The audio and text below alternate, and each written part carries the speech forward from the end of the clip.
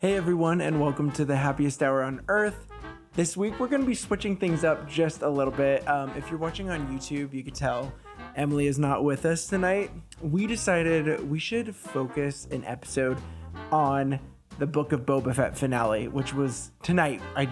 Me and Emily just watched it a few minutes ago, maybe 30 minutes ago, and we're pumped. And so we wanted to talk about the future of Star Wars after this episode, and we wanted to bring on a guest tonight, one of our good friends, Will Ellert. And Emily, even though she loves Star Wars, just felt like she couldn't contribute as much to this conversation. So it's kind of like a bonus episode where we get a special guest, and me and him are just going to be discussing our thoughts on this episode, what's going to possibly happen in Mando 3, what's going to happen with all the other series and shows that Star Wars has upcoming, and all that good stuff. So I am so excited to jump into this topic tonight. So let's go ahead and get things started.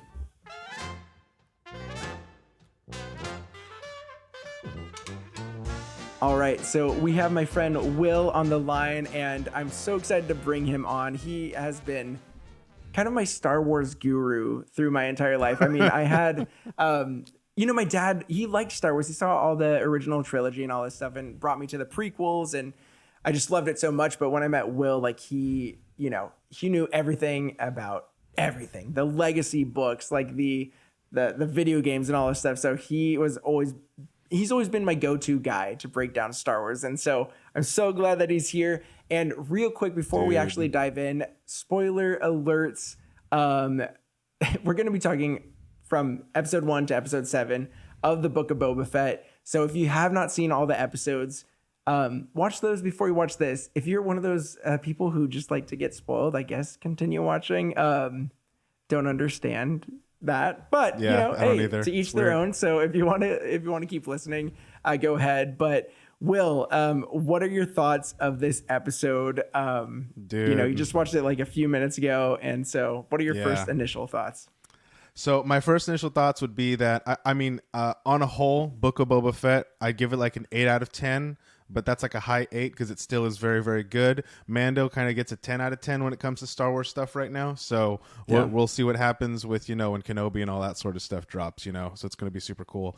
But I thought it was a great episode. There was definitely some things that were surprising, and like not to jump like too far ahead was like just the whole Cad Bane moment, because in this episode you finally got to see the violence that Boba Fett has been like holding up inside himself. I mean, I know for me, when it comes down to how the series has kind of gone, I've been kind of thinking that Boba's been holding back, because you have this whole thing of like he's supposed to be the most feared bounty hunter in the galaxy, and like this series, like going back to, like you said, the whole expanded universe and legacy stuff, like I went hardcore on all of that sort of stuff, a little too hard, like 200 plus books, all this sort of stuff. And in all of those books and all that sort of stuff, any story that was about Boba Fett was always shrouded in mystery. The story was never fully from his perspective. It was always from someone else looking in, and they couldn't get past the T-visor, That was the whole thing. He's got this Mandalorian armor. He hides behind it. But the thing is like when you think of Attack of the Clones and Django like walked around with his helmet all the time. And we could even dive into the whole Fett family clan thing with the relationship with the Mandalorians, and like his dishonor and all that sort of stuff. But Boba grew up with a dad who was the most feared bounty hunter in the galaxy, and he walked around with his helmet off all the time. So it's not too far-fetched to be like, okay, he'll do the same thing. And it was just interesting too, because the whole Cad Bane, with Cad Bane being introduced live action, is pretty nuts, because in in Clone Wars, like Cad Bane was introduced there, and there's actually a time where Cad Bane is essentially kind of tutoring Boba when Boba's young, a teenager. And what's interesting in Clone Wars, which you can kind of see how they've retconned his history from the way the legacy portrayed him as this mysterious, brutal guy, which he was still brutal, but the whole mystery thing, he would hit moral quandaries as a kid, and that kind of paved the way to how we can kind of see him now, that he's this guy who he would let people escape. He would show mercy. He wasn't always just out to kill, which made him different from Cad Bane. So but finally seeing him, spoiler alert, just freaking kill him with with the freaking gaffy stick, which was so cool. Well, it was awesome because he didn't have that when they were in the bunker or in the ruins of the bar. He didn't have it on his back. After when he was like, I'll get reinforcements. His reinforcements was a rancor and a gaffy stick. Stick. Yes. Yeah, that was his reinforcements, you know? I love that. Yeah. So, the interesting thing about that too is that I feel like a lot of people, the Tuscans were the tribe that he didn't have his armor during that time. So he had to learn to kind of have this respect and this culture and this family with the Tuscans. And Cad Bane probably even saw that. I know he brought up the Tuscan family a couple times in this episode. Like they got destroyed just to goad him by the pikes. Yeah, just to goad him.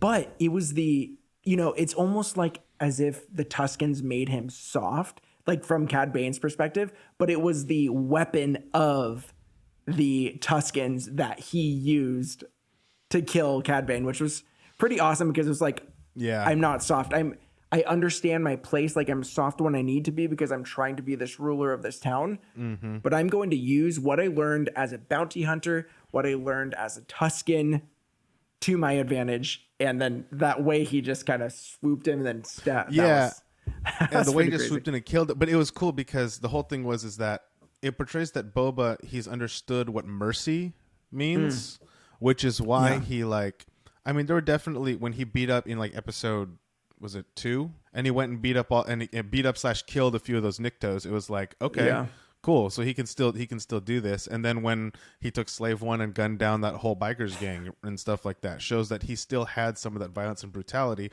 Because part of it is that the Tuscans are supposed, even though the clan he was with were a more peaceful clan that wasn't all intent on like just looting everybody, they're still supposed to be this brutal like people. That's why they have the gaffy sticks. They're of the desert. They are not afraid to just kill somebody. Like that's their whole vibe. So for him being adopted into a warrior clan, and like when you look at those early episodes of this one, there's always the flashbacks of like him at Camino and the ship flying by, his dad leaving on another mission. So they were trying to portray his like how he interpreted things psychologically. He always wanted family, so he finally found a family. So when that was taken away, he finally discovered what it was like having a family, and that sparked his rage. So like Cad Bane bringing all that stuff up, I was this close to thinking he was going to show mercy, and then I was so happy when he was like, nope, bam. That whole face-off, people who don't know the Cad Bane and Boba Fett kind of rivalry and just the Cad Bane story might think that, oh, you introduced a character and then you killed him, like done. But for anyone who's following it, you're like, okay, no, this has been a long time coming. This is the showdown that everyone's always wanted. And it was short but sweet. It was like, it was pretty quick. And, it could have been shorter. Morrison does his best. Yeah. It could have been shorter. No, I mean, Boba could have just shot him first. And then I would have been disappointed if that was the case. But the nice thing was they showed that Cad Bane was so fast. And he was about to kill Boba, and then Boba used his gaffy stick. So I'm glad that I'm glad Boba didn't get the upper hand in the draw, because that would have been too lame. I knew there was going to be. It would have been too lame. It would have been. I mean, I am glad though that Boba got to use almost all of his tricks, and Mando got to use a few of his tricks too. Like like that was, I mean, we finally got to see the knee rockets in action for once, which was kind of cool, like multiple times. And so that was cool. But when you think about it, when he faced Cad Bane, he'd pretty much used up most of his built-in munitions. All that stuff was he launched all his missiles. He already used his wrist rocket. He already used his knee rockets. He already used his jetpack missile. And the only thing that wasn't used from Slave what I can One. Recall from his armor, huh? I was just going to say Slave One. I wish that he actually used Slave One. Yes, no. See, I'll get to that in a second. There were two disappointments that I wish could, but hopefully those can be fixed in a future season. But he didn't use his grapple hook, the one that he tied Luke up with in Return of the Jedi. Yeah. So he didn't use that. When more spoilers, but when Fennec Shand killed the mayor, I thought that was Boba. I thought that was too. The way the zip line thing worked, I thought that was his grip. You got to see her brutalness, but then the reason why I think like you're right, that maybe he asked her is like their whole candor at the end of it, where he goes, "We're just not cut out for this," and she's like, "Well, if not us, then who?" So it makes me think that they are on the same page. I mean, they are. You think about it, like Fennec Shand, she could have got up and left. And it's not like she's getting a paycheck. She's doing this because she actually believes in what he's trying to do and kind of go straight in a sense. So I think that's cool. I will say the firefight was good. This was a great the blaster ground battle scene. Oh yeah, this was there awesome. were. And the Rancor. The Rancor was so the Rancor was cool. so good. That was, I feel like, the biggest creature feature that we've had in Star Wars. Like, we've had a lot of different creatures, but we haven't seen one. And I'm so glad. I was like, Boba has to ride the Rancor. And it was featured so long. I was like, yes. And you actually you brought up a good. This was actually one of my questions. Is that at the very end, he said, maybe we're not suited for this. It was like the people were bowing, and it was like, well, it's better than people shooting at you. And he said, maybe we're not suited for this. So before I went into this finale, and I've talked to you about this, I was like, Mando 3 is going to be Mando going to Mandalore and to fight the remnants of the Empire, and he's going to do it with Boba. But Boba is not going to... he's not going to play two sides. He's either going to lead Mos Espa, or he's going to kind of feel like he's not suited for that and then go to actually reclaim Mandalore. And he said something at the beginning of this episode where I was like, maybe he's not really into the whole kind of like Mandalorian religion and like the whole planet of Mandalore. But I don't know. What are your thoughts on that? Do you think he's actually going to be in Mandalorian 3, or do you think he's actually going to stay on Mos Espa? I think it's leaning way more towards, and I hope that I'm correct, towards him being in Mandalorian season 3. I don't. Yeah, it could go that he could be a main character, or he could be a supporting character. I would love for him to be a main character, and my reasons why he would be fantastic as a main character was when you think about the conversation he had with Din Djarin in the ruins of the bar, was that he was making fun of the religion, like, you really believe all that bantha fodder, but then when Din said he said good, which means he said, that like, maybe he wants to believe in it too.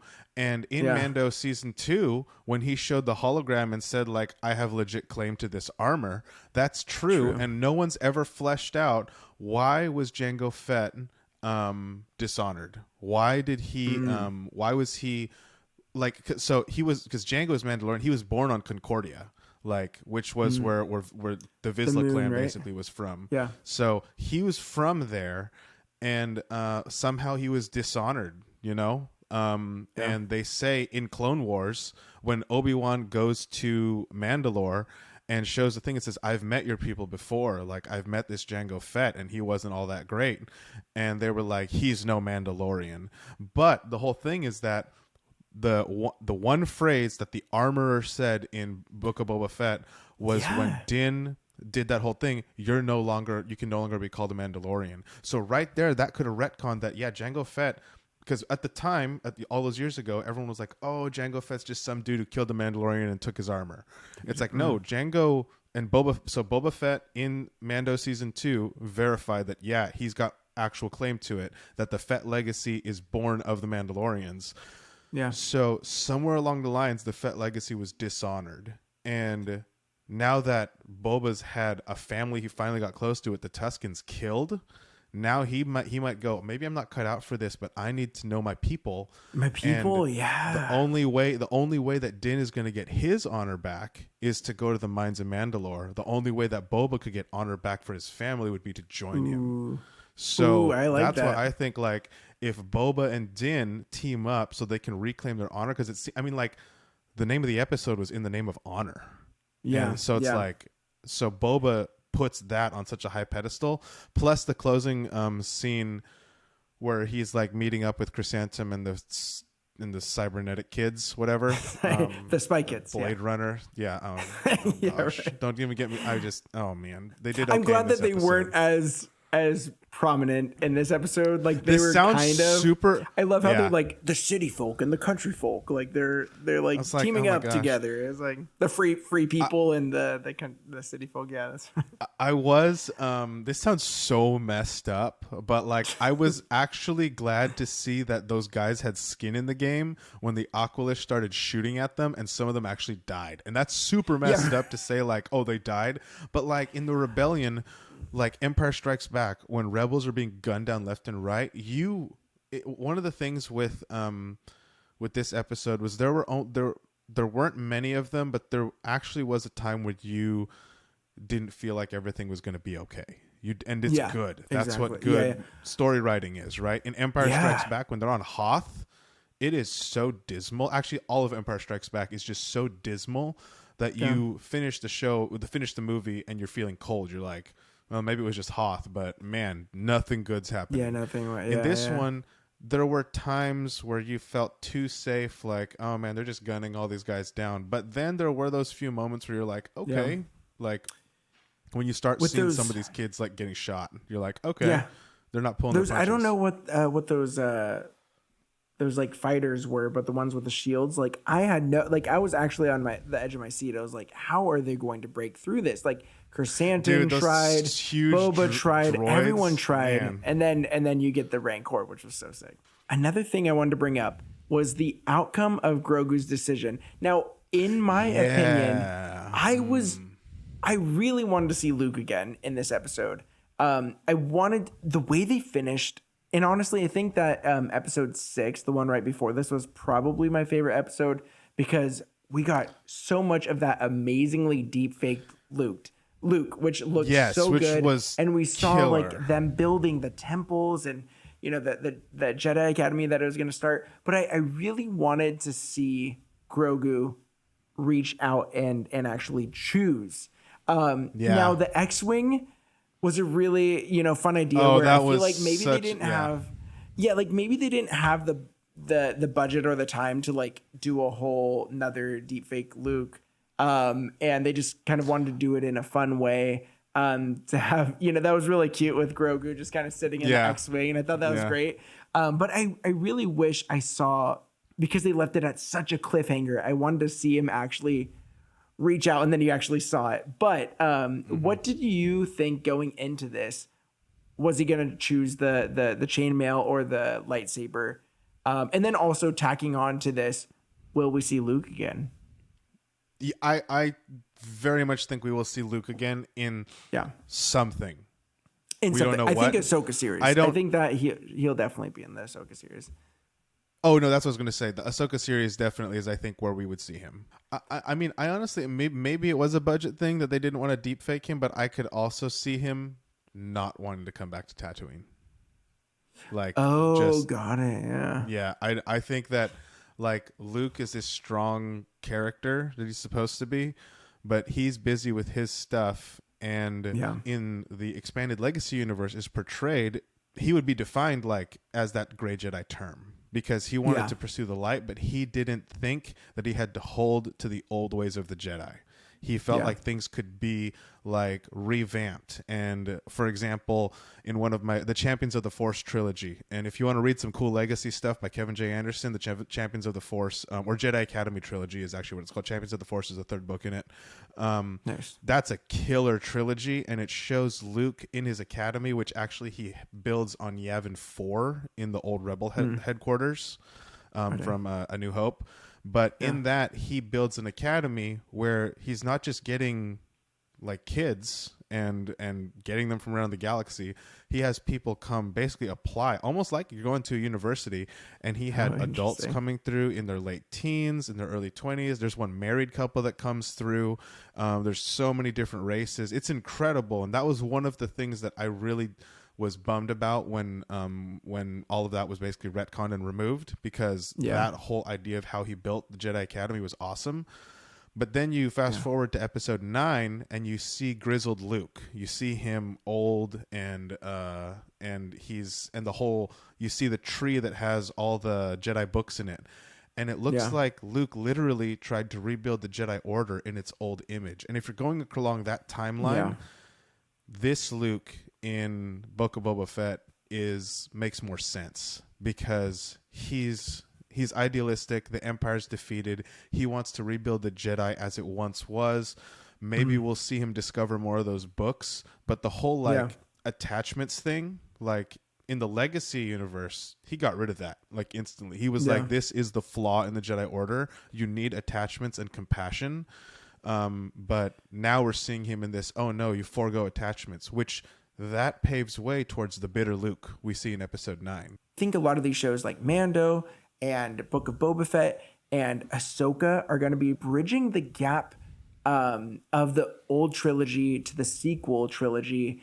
And that's going to be interesting to see. And that's why I think we'll see Luke again, because I think a lot of people were kind of like, caught off guard when the last time we saw Luke, he was just getting into his like Jedi training and he was just becoming like the Jedi master that a lot of people who read the books knew him to be. And then we fast forward to episode 7 and he's just on Octo, this grizzled, being who doesn't want anything to do with the Jedi Order. And that's why I need kind of that bridge between, between 6 and 7. And that's what I think Dave Filoni and Jon Favreau are going to do with this series, is that it's almost going to give you a little bit more of an insight of why he became the way he was. And I think we'll see in a show sometime young Kylo Ren.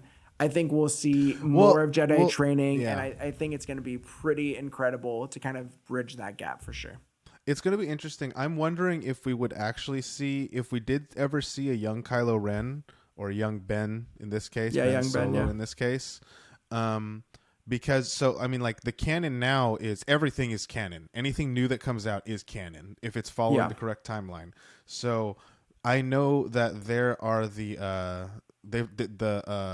fall of Ben Solo is already documented in the comic book series. Comics, right So I haven't fully read the whole thing, but I read most of it. It's like pretty nuts. You discover about the whole, what the Knights of Ren are, how Kylo became Kylo Ren, and what he had to do Snoke, to get right? it. Like how they do Snoke talk about even, Snoke, But you meet the Knights of Ren, and their leader, who's called Ren, he's this. They worship a lightsaber. That's basically what it is. It's kind of nuts. Crazy. And so when they've already covered how he falls. That you see a young Ben apprenticing under Luke, going on adventures and all this sort of stuff, trying to bridge this whole thing. So they've already fleshed out. It's not like they haven't gotten the full turn yet, to my knowledge. I haven't followed it for a few months, so I haven't, and I don't. So I'm waiting for it to be compiled into a bigger graphic novel before I pick it up. But nice. But it's like they're already covering that sort of stuff. So I don't know how much of that we're going to see hit the main screen. I could see them going like in some sort of direction with Luke popping up more, but it would be interesting just to see how he goes from idealistic Luke to this. But this could be the start, like this could be that little bit of bitterness because he forced Grogu to choose. Yeah. And that must suck. Like, this guy was going to be like your first candidate, and he chose not to because you forced him to choose. Why do they have to choose to abandon their families to pursue learning the Force? That's just, for me, like, that's the falling of the Jedi. Like, why do you need to lose your attachments? Your attachments should be healthy enough that they push you to be better.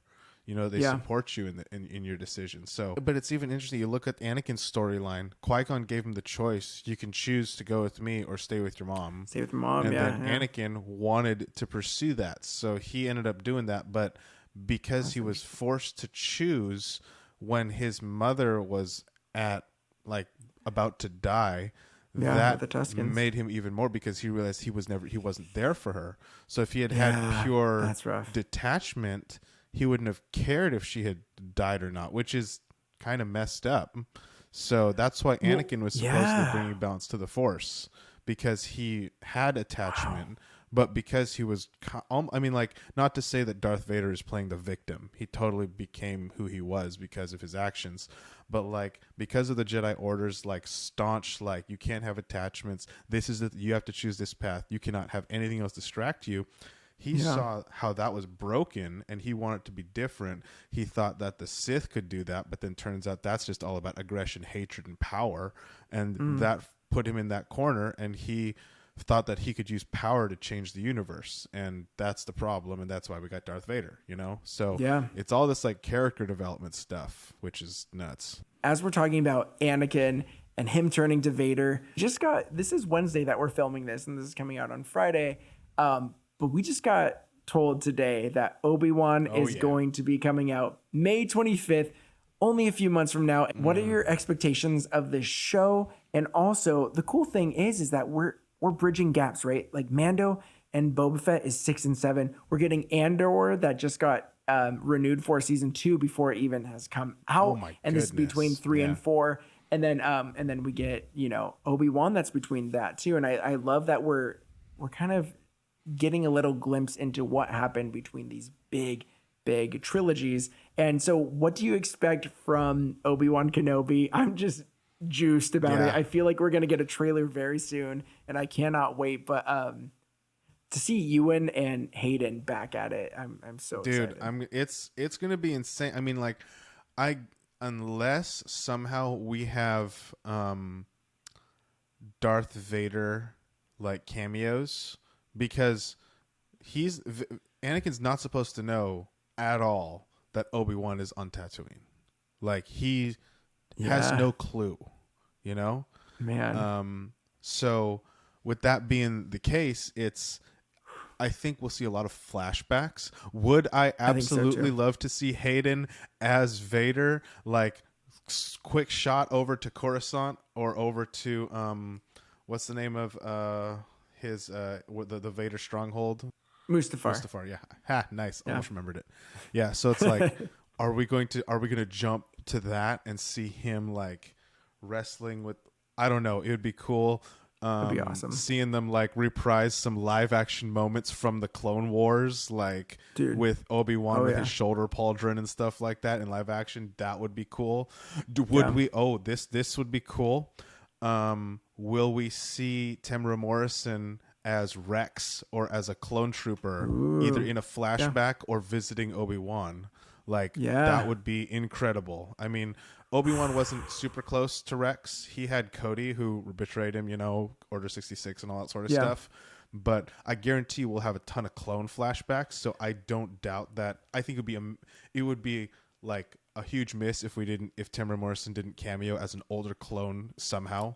Or if they de-age him to play a younger clone. If they do a deep fake with Tamara Morrison to de-age him, to make him look like another clone, like that'd be super cool.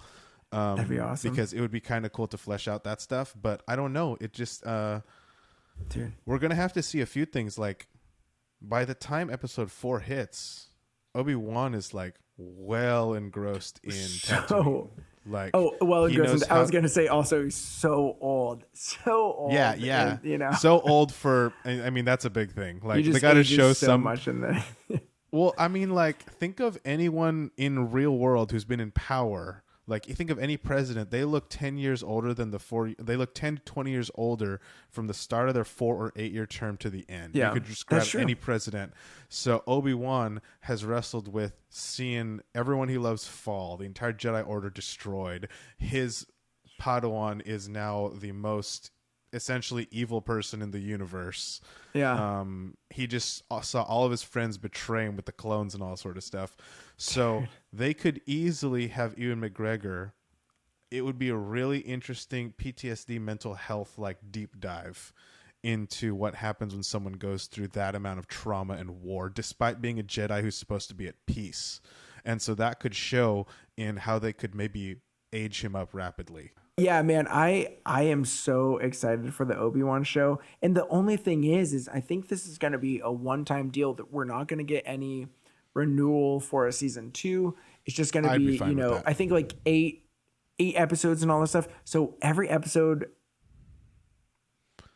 Like we Has to have be to focus incredible. on the main story. Like I feel like with Book of Boba Fett, they kind of had offshoots of certain things and Yeah. focused on like the cyborgs, then focused on Mando, which I loved because I loved Mando so much. But like they have to take every opportunity, hopefully an hour each episode, and just kind of focus in. This all I don't know. depends on where it's taking place in the timeline. Yeah. Because you got 20 years right there. So if it's taking place, Rebels takes place about, don't quote me on this, but I think it's something like 13 years or so in, maybe 12 or 13 years in. So that's only 7 years before like A New Hope.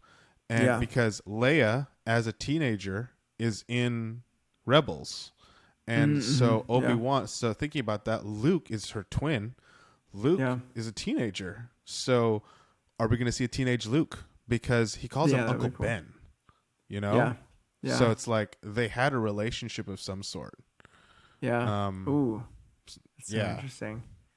I don't know, So but I'm I like, mean, either way, I yeah. think I would be very disappointed if we didn't see Luke in the show. And I think that, Yeah. I mean, We're gonna imagine have that to like see the deep something. fake is so good at like Return of the Jedi age.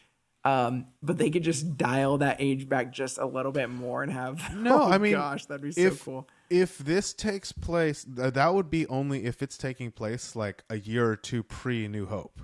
It'd be But like 5, 6 if they years. do it, 7. taking it like maybe before, I mean, they could do it 7 years before. It could be just after he kills Maul, Yeah. Then I'm sure there's a teenager out there who looks like a young Mark Hamill. Then they don't even need to worry about the deep fake. You just get someone to play that's a true. young, and I think And, that would and totally if they work. do, maybe just like a slight little bit of deep fake on his face. I mean, who but yeah, knows? I'm sure there may not yeah. be there may not be a need to, because you're talking it's that extravagant of an age range.